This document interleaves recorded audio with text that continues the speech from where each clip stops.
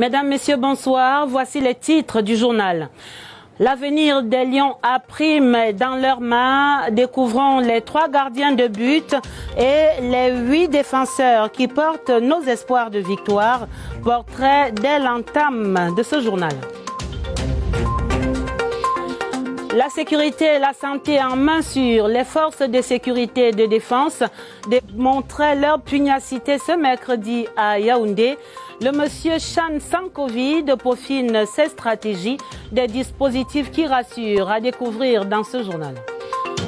Et puis la région du centre entre des mains sûres également. Gilbert Timiévouna, le tout premier président du conseil régional de la région, prenait fonction ce mercredi.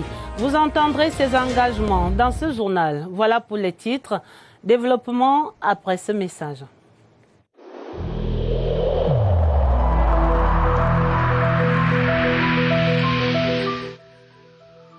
J'ai personnellement constaté que la plupart de nos concitoyens ne respectent plus les mesures de protection édictées par le gouvernement.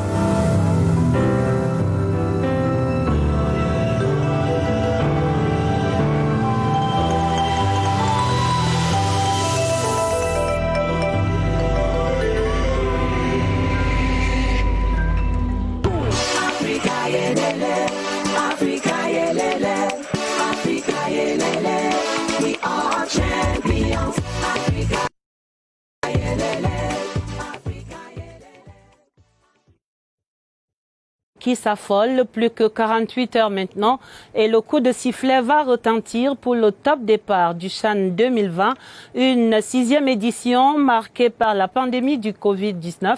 Le Cameroun déploie des trésors d'ingéniosité pour sécuriter la compétition. Nous allons le voir dans ce journal, mais d'abord plein feu sur les Lions à prime. Allons découvrir d'un peu plus près cette équipe que concocte Martin Tungu-Pilé. Portrait des 3 gardiens de but et des 8 défenseurs, c'est sous la plume d'Evariste Yenga. Ils ont déjà rendu service à plusieurs clubs et aux sélections nationales. Junior Dandé, gardien de but des Lions à prime, n'a que 22 ans, mais celui qui est aussi capitaine est un ancien rempart de CW Sport de Côte d'Ivoire. Il y est allé après avoir remporté la Coupe du Cameroun avec Apégès Dunfou. Puis, à son retour, il est champion du Cameroun en 2019 sous les couleurs de l'UMS, ayant été régulier avec les Lions de moins de 17, 20 et 23 ans. Achou Kerido, le gardien de but de 27 ans, totalise 2 sélections en équipe première, les Lions indomptables. Le meilleur gardien de but du dernier championnat et champion avec PWD de Bamenda a déjà flirté avec la Ligue des champions africaine. Et Panel Etizi de Stade Renard complète le trio, déterminé à défendre les filets. Pour nous, il est question de bien entamer, question de gagner la confiance des Camerounais, question de gagner la confiance de l'État. Salomon Banga Benjamin de Coton Sport est l'un des 8 défenseurs. Le buteur en club et en sélection lors de ces 2 derniers matchs en sera à sa 2e participation au CHAN après l'expédition marocaine. Serge Andoulo de l'Union de Douala aligne 2 podiums nationaux. Champion avec Coton Sport en 2018 et vainqueur de la Coupe du Cameroun sous New Star de Douala l'année d'avant. Pierre Etamengombe, à 26 ans, est un ancien international. Champion du Cameroun 2017 avec Edding Sport, puis vainqueur de la Coupe du Cameroun avec le même club. Tous rêvent d'un podium à ce CHAN. Il y a un seul défi à relever, c'est de donner le maximum de soi-même et essayer de remporter la compétition. Mon ambition dans cette compétition, c'est de pouvoir montrer au peuple camerounais de quoi je suis capable depuis un bon moment. Les 5 autres défenseurs d'une moyenne d'âge de 24 ans justifient aussi de parcours éloquents, mais à des degrés différents. Bon vent à nos lionceaux. Et sur le terrain du match contre le coronavirus, le personnel de santé est, on le sait, sur le pied de guerre, placé sous la coordination du professeur Élie Claude Ndamji Toyap. On va l'appeler le monsieur Chan sans Covid.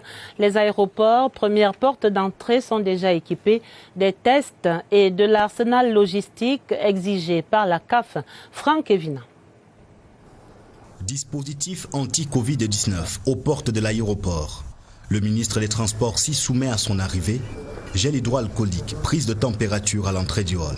À la passerelle d'embarquement, L'opération se fait à travers un portique de désinfection, avec caméra thermique. Même vigilance devant les postes inspection et filtrage, distanciation physique oblige, masque requis. À chaque étape, les explications des responsables des ADC, au cœur de ces déploiements. Corridor spécial pour les délégations, dispositions prises pour les vols commerciaux, acquisition de nouveaux équipements, renforcement du personnel. Hors du terminal à l'autre bout de l'aéroport, une centrale électrique nouvellement construite prend le relais en cas de délestage. C'est des investissements de 4 milliards. Le gouvernement a mis tous les moyens pour permettre à nos visiteurs qui vont apprécier le championnat pendant 3 semaines dans notre pays d'être dans de très bonnes conditions. Le Cameroun sort ainsi le grand jeu sur ses plateformes aéroportuaires à l'honneur de ceux qui prendront l'avion pour vivre le Chan. Effectivement, pour le confort de ses hôtes, le Cameroun a mis les petits plats dans les grands à tous les niveaux, depuis l'accueil jusqu'aux modalités de l'hébergement. Illustration dans quelques 3 grands hôtels ici dans la capitale. C'est un reportage de Daniel Menanga. Bienvenue chez nous, chez vous, à Yaoundé, au Cameroun. Les étalons locaux du Burkina Faso dans la place. Nous sommes très contents d'être là, nous sommes bien arrivés, bien accueillis par le personnel de l'hôtel, le directeur général en tête, pour dire que nous sommes venus du Burkina, nous sommes au Cameroun, nous restons en Afrique et c'est les mêmes réalités. Au cœur de la capitale, le Hilton Hotel a revêtu ses atours. Spécial Chan, thème principal, chic et élégant, pour le confort des officiels de la Confédération africaine de football. Nous avons aussi dans tous les Hilton du monde le programme Clean Stay pour lutter contre la pandémie Covid-19 qui consiste en un nettoyage spécifique des lieux publics et des chambres. Le dispositif se laisse plus dévoiler sur l'une des 7 collines de la ville. Ici, les lions indomptables Aprim et les aigles locaux du Mali bénéficient d'une plus grande qualité de service. Jusqu'à ce jour, nous n'avons reçu aucune plainte. Il y a les cours de tennis, il y a la piscine, nous avons les baby-foot, nous avons même le billard, les gels hydroalcooliques qui sont placés dans chaque chambre. Nous donnons aux équipes les aliments dont ils ont besoin. Le décor des grands jours s'est installé dans les sites d'hébergement pour offrir la meilleure vue de la capitale en Chan. Le maillage sécuritaire se resserre également dans les 3 villes qui vont accueillir les matchs. La ville de Yaoundé, par exemple, est passée entièrement au peigne fin par les forces de défense et de sécurité. Notre reporter a ainsi pu vivre ce mercredi l'une de ces opérations bouclage et sécurisation. C'était dans le 1er arrondissement. Retrouvons donc Pierre Evembe à Etoudi et à Eligedzoa.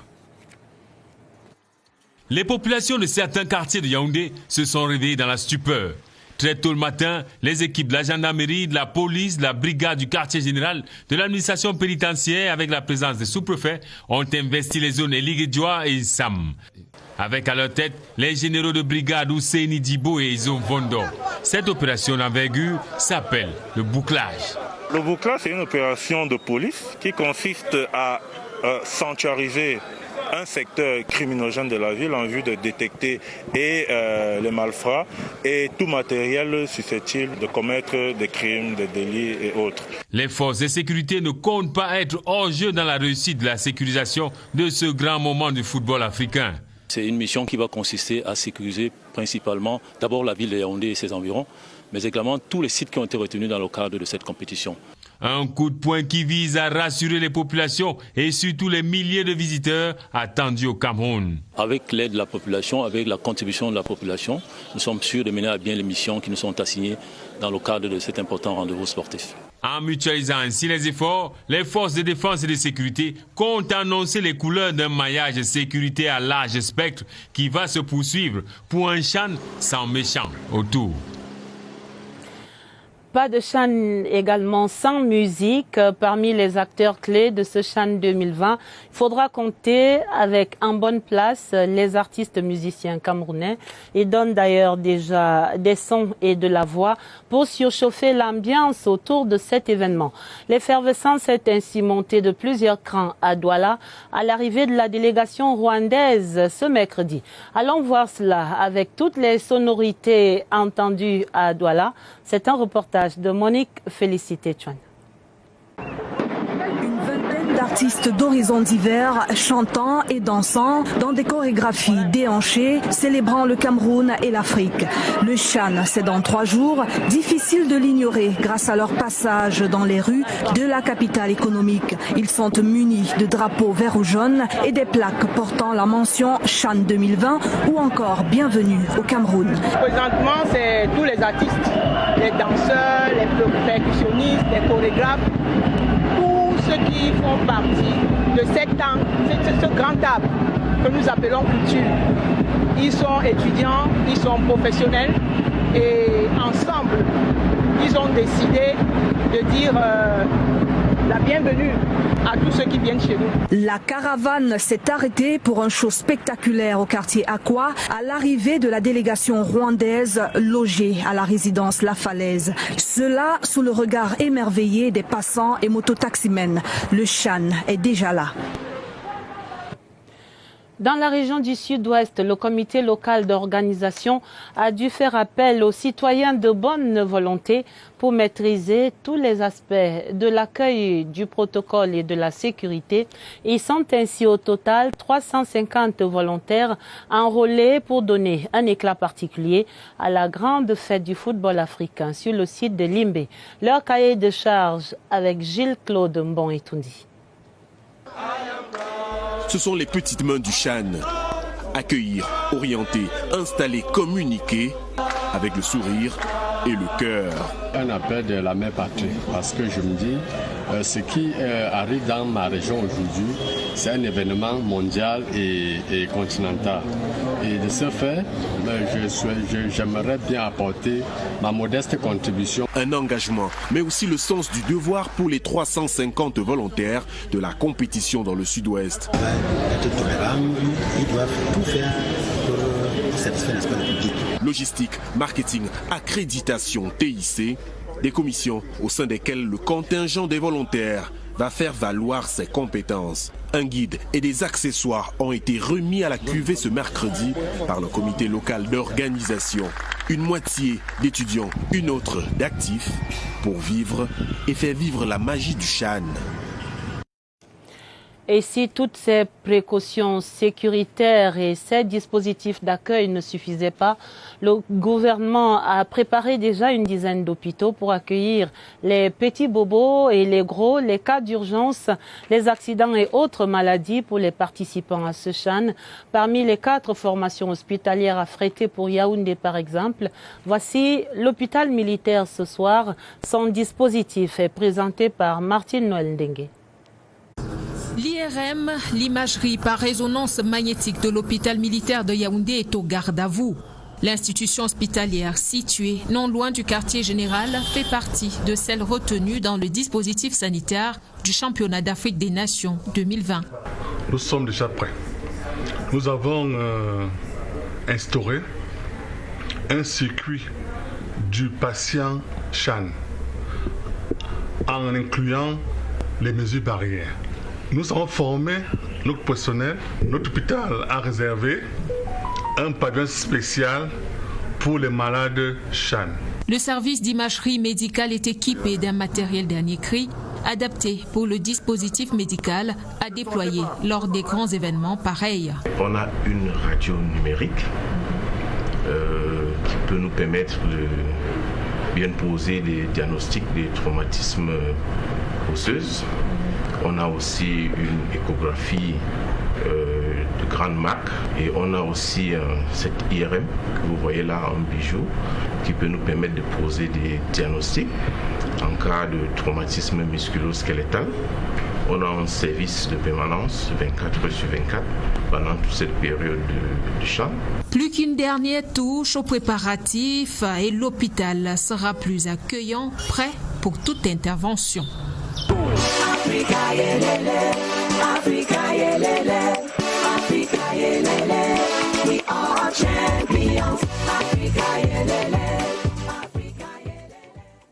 Et pour cet événement qui mobilise l'Afrique sportive à Yaoundé et au Cameroun, à Limbe et à Douala, le gouvernement de la République porte à la connaissance de l'opinion nationale et internationale qu'à quelques heures de l'ouverture du championnat d'Afrique des Nations Total Cameroun 2020, prévu du 16 janvier au 7 février, les dispositions ont été prises sur très hautes instructions du chef de l'État pour la réussite de cette grande fête du football africain sur l'ensemble des sites retenus, à savoir Yaoundé, Douala et Limbe. Au plan sportif et sur la base du cahier des charges convenu avec la Confédération africaine de football, la CAF, le Cameroun a réalisé un vaste programme de construction et de réhabilitation de ses infrastructures sportives. Considéré comme parmi les meilleurs en Afrique, voire dans le monde, et disposant des équipements futuristes qui ont fait l'objet d'une appréciation des observateurs les plus avertis et particulièrement des responsables de l'instance fêtière du football africain, tous les stades devant abriter les rencontres et les séances d'entraînement des équipes participants sont à ce jour prêts pour l'événement. Il en est de même pour les infrastructures hôtelières et routières, y compris les voies d'accès aux différents sites. Au plan sanitaire et en raison des restrictions liées au respect des mesures barrières de lutte contre la pandémie du Covid-19, des fan zones et autres villages du CHAN ont été aménagés pour accueillir de nombreux supporters qui ne pourront pas avoir accès dans les stades. Ces espaces aménagés seront également soumis au respect scrupuleux du protocole sanitaire de lutte contre le Covid-19. À cet égard, le gouvernement de la République tient à rappeler la nécessité pour tous de respecter rigoureusement les mesures barrières édictées pour faire face à la menace de la pandémie du coronavirus qui perdure. Au plan de la communication, des dispositions ont été prises pour faciliter la retransmission de toutes les rencontres en direct et pour une couverture optimale de l'événement par les médias nationaux et internationaux accrédités. Au plan sécuritaire, le gouvernement de la République tient à assurer le peuple camerounais, tout comme les différentes délégations venues prendre part au CHAN Total 2020, que les nombreux amateurs de football ainsi que les acteurs médiatiques, que des mesures spéciales ont été prises par les forces de sécurité pour la sécurisation de l'ensemble des sites devant accueillir les participants à l'événement de jour comme de nuit. Le gouvernement réaffirme que le Cameroun est fin prêt pour le début du CHAN Total 2020 et que tout sera mis en œuvre de concert avec la CAF pour l'organisation sereine de cette grande fête du football africain en terre camerounaise. Aussi invite-t-il les Camerounaises et les Camerounais à réserver le meilleur accueil possible à tous nos hôtes étrangers. Le gouvernement sait pouvoir compter sur le civisme, l'enthousiasme, la discipline et le sens de responsabilité du peuple camerounais dont l'hospitalité légendaire est connue de tous afin de garantir à ce CHAN un franc succès, un succès à la hauteur des immenses efforts consentis par la nation tout entière sous la très haute impulsion du président de la République, son Excellence Paul Biya. C'est un communiqué du gouvernement qui est donc signé par le ministre de la Communication, porte-parole du gouvernement, René Emmanuel Sadi. Et voici le retour de Jack Bauer, comme les Yaoundéens l'ont baptisé, Gilbert Timiévouna, qui prenait les rênes de la région du centre ce mercredi devant la présidente de la cour d'appel. Ce pionnier s'est engagé à redynamiser la région du centre, le siège des institutions républicaines. Augustin Guizana. Historique à la salle d'audience d'apparat de la Cour d'appel du centre. La Cour fait son entrée. C'est jour de prestation de serment du président du Conseil régional.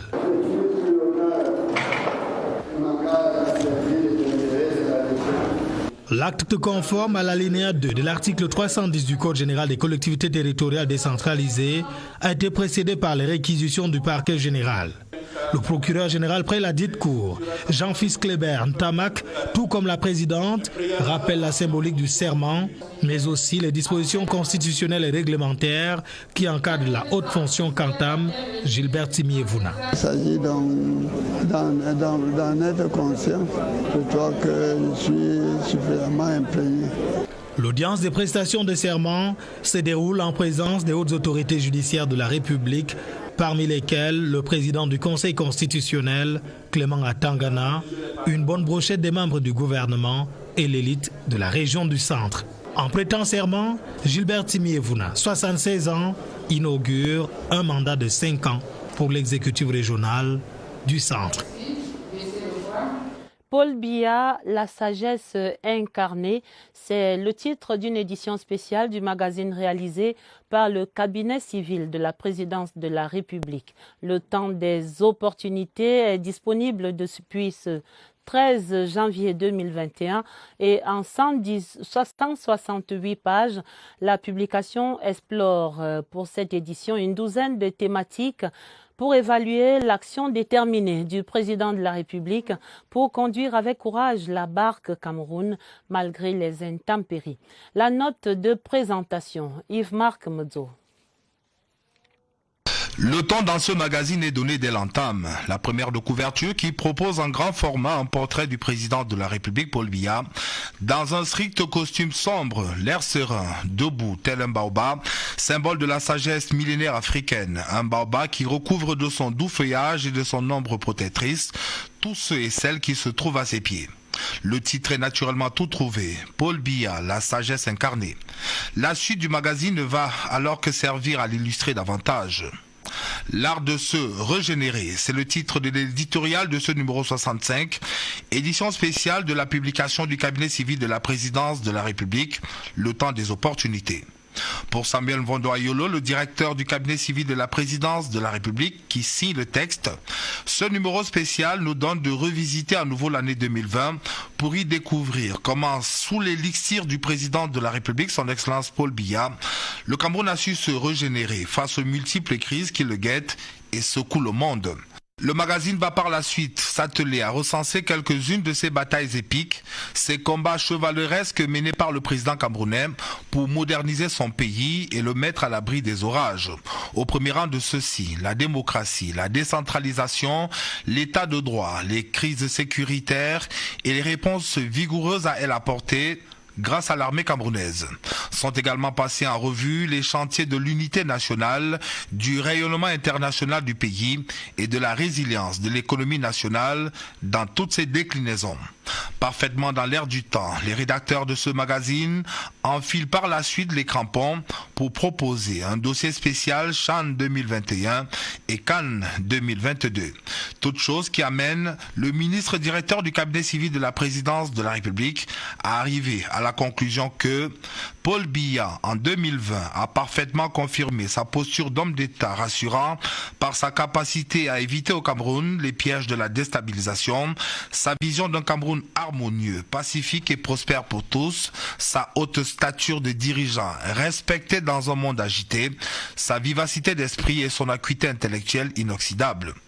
Pour finir, la publication propose à ses lecteurs quelques clichés de l'action sociale de la première dame Chantal Biya et tous les actes signés par le chef de l'État dans la période comprise entre le 2 septembre 2020 et le 30 décembre 2020.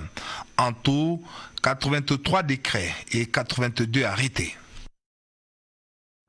Et nous allons dans la région du Sud pour voir le site de cette belle antenne d'Elecam en gestation, un bâtiment R+2 dont la première pierre était posée ce mercredi à Ebolova.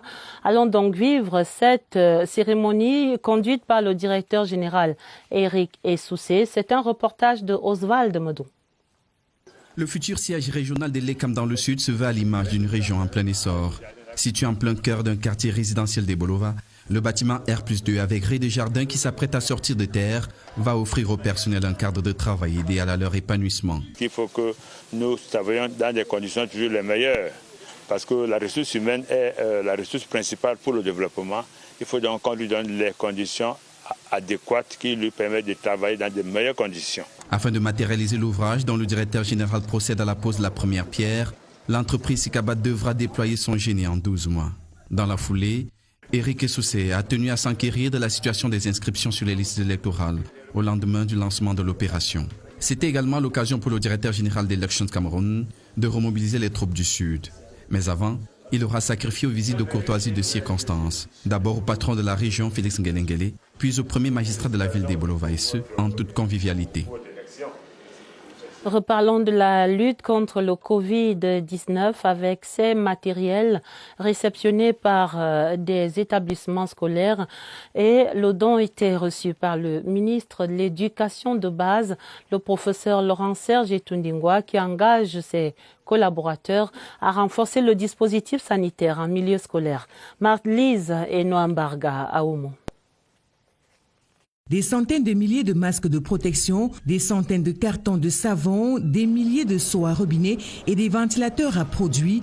C'est la troisième vague de livraison du matériel anti-Covid commandé par le budget CAS-Covid mis à la disposition du ministère de l'Éducation de base. Le fonds Covid ne sont pas encore dépensés au ministère de l'Éducation de base. Ces livraisons, celle d'aujourd'hui, va nous aider pour distribuer dans les écoles, les délégations régionales dès lundi prochain. La lutte contre la Covid-19, telle que le chef de l'État la prône, est une réalité chez nous. Et qu'en aucun jour, le gouvernement n'a jamais dormi sur ses lauriers. Nous devons protéger nos enfants. Il est donc question pour le ministère de l'Éducation de base, à travers ce don et ce à venir, de renforcer les mesures barrières dans les écoles afin de mieux protéger enseignants et élèves contre cette pandémie. Médite sur Internet ou...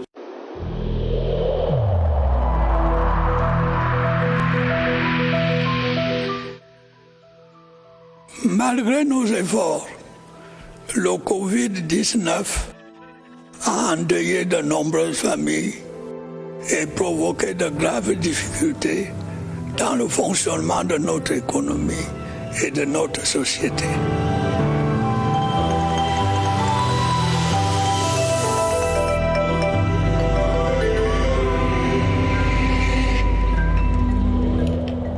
On l'a entendu plus tôt dans le journal, le coronavirus ne passera pas par le CHAN.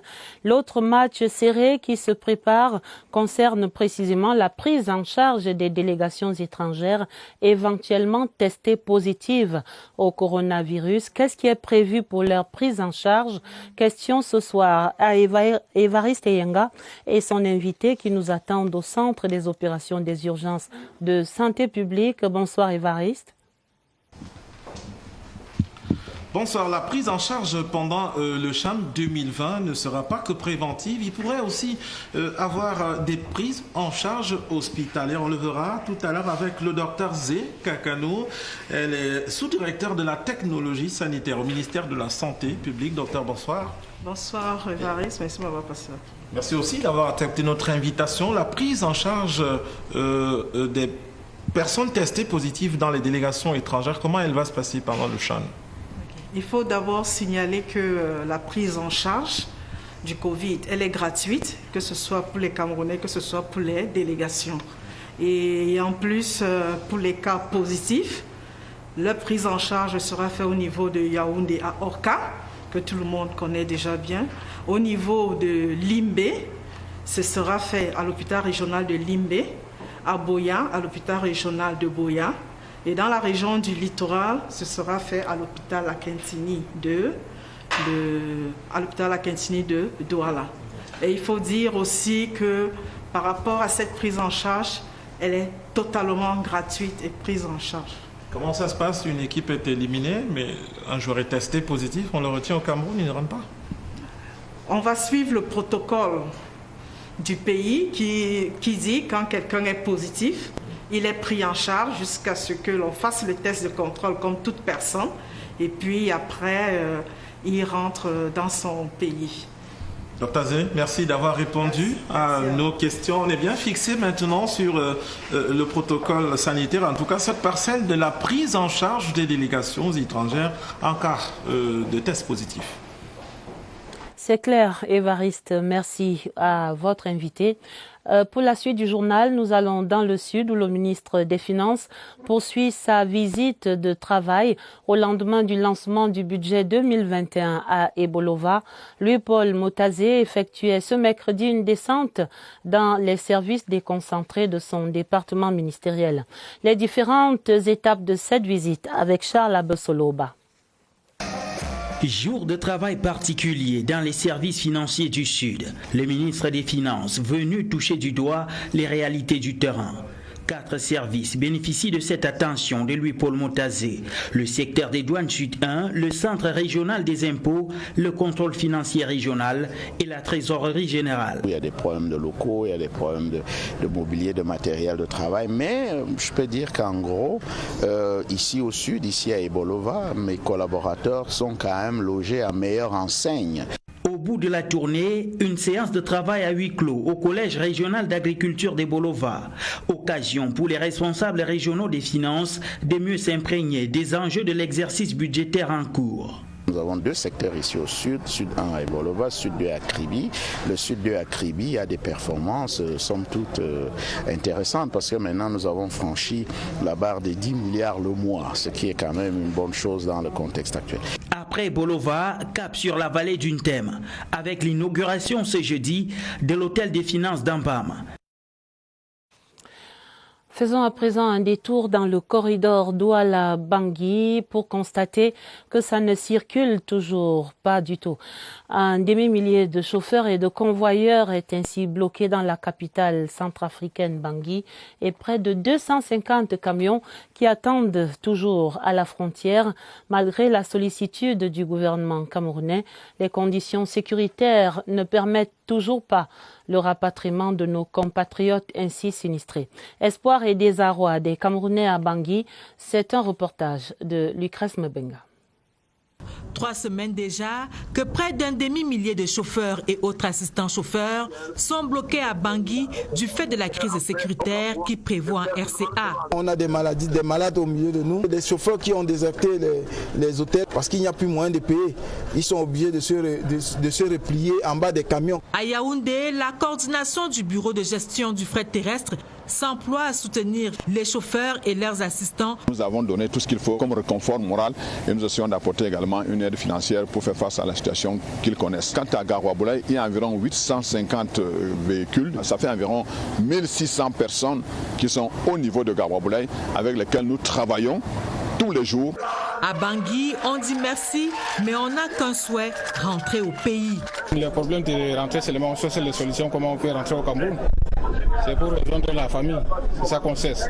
Le corridor Douala-Bangui, c'est une baisse du volume de trafic routier de 205 369 tonnes en 2019 à 122 791 tonnes en 2020. Cependant, aujourd'hui, il ne s'agit plus de sauver le business, mais de sauver des vies humaines. Et parmi ces vies à sauver, on compte près de 150 opérateurs économiques chinois en provenance de la République centrafricaine qui sont également en situation de détresse dans la région de l'Est Cameroun. Et ce début de semaine, le ministre de l'administration territoriale, Paul Atangandji, est allé leur transmettre la sollicitude du chef de l'État, son Excellence Paul Biya. En retour, le gouvernement camerounais exprimait ce mercredi sa gratitude au président de la République. L'ambassadeur Wang Yingwu l'a confié au ministre le jeune Belambela. Compte rendu de cette audience et de 2 autres rencontres au Minrex avec William Badier. Les relations entre le Cameroun et la Chine sont fondées sur une amitié vraie. Illustration en a encore été faite ces dernières heures par le président de la République, son Excellence Paul Biya, qui a manifesté un élan de générosité et de solidarité à l'endroit de 150 ressortissants chinois en situation de détresse en République centrafricaine et réfugiés dans la région de l'Est. Nous en sommes très reconnaissants. Nous pensons que c'est un soutien important à nos ressortissants en difficulté. Au-delà des mots de gratitude à l'endroit du président de la République, l'ambassadeur de Chine plaide en faveur d'un retour au calme en République centrafricaine et à la reprise des activités de ses compatriotes. En marge de cette audience, le ministre délégué auprès du ministre des Relations extérieures chargé de la coopération avec le monde islamique recevait l'ambassadeur de Turquie. Son Excellence Aïssi Sarak et Adoum Gagoum ont revisité la coopération riche et variée qui lie la Turquie au Cameroun. La troisième et dernière audience de ce mercredi était accordée aux responsables de l'Agence nationale britannique de lutte contre la criminalité. La coopération au plan militaire était au centre de l'entrevue d'une heure entre Thomas Bishop et le ministre délégué auprès du ministre des Relations extérieures chargé de la coopération avec le Commonwealth, Félix Mbayou. Le gouvernement travaille pour une filière cacao durable, celle-là qui va protéger les forêts et améliorer le niveau de vie des cacaoculteurs. Une convention était signée dans ce sens ce mercredi entre le gouvernement, les entreprises, la société civile et d'autres associations de producteurs. D'autres précisions, Pierre Bihinambarga. Une feuille de route signée pour un cacao sans déforestation. Il ne s'agit pas ici de s'attaquer directement aux forêts vierges. Pour le ministre de l'Agriculture et du Développement rural, Gabriel Mbaye-Robi, la nouvelle cacaoculture devrait tenir compte du respect de l'environnement. Cet engagement engage le ministère de l'Agriculture et du Développement rural à produire plus de cacao sur peu d'espace, c'est-à-dire en augmentant la densité de cacao, et aussi à restaurer la forêt là où elle a été dégradée. Cette formule va porter une appréciation nouvelle sur le marché du cacao camerounais. Les prix seront tirés à la hausse. Mais le ministre du Commerce, Luc Magloire Margatangana, reste prudent sur la protection du producteur. J'insiste sur la rémunération des 100 producteurs parce qu'on a tendance à l'oublier. On lui demande de prendre des engagements, il les prend, il les respecte. Où est la contrepartie ? Une réalité en somme ne sera consommé que le cacao provenant des exploitations qui protègent l'environnement. Et avant la fin de ce journal, je vous signale que les premières couleurs du Chan sont à découvrir sur les antennes et les plateformes digitales de la CRTV dès demain. C'est une soirée spéciale baptisée Chan Show qui vous est ainsi proposée. 120 minutes en direct du studio 1 de Mbala 2 ici au centre de production, donc avec plusieurs acteurs de ce Chan. Et en raison de cette production spéciale, je vous annonce déjà qu'un journal télévisé bilingue vous sera proposé à 19h30 et je vous retrouverai donc à ce moment-là avec les collègues de langue anglaise. C'était pour mettre un terme à ce 20h30. Le journal était préparé avec la collaboration de Augustin Bichoka et de Augustin Ngononga. Un autre journal vous est proposé en minuit, c'est avec Sadou Mamoudou et Elvis Teke. Très belle soirée sur la CRTV et à demain, on dit 19h30 après ce programme et avant, ce sera donc dans la suite de ce programme spécial.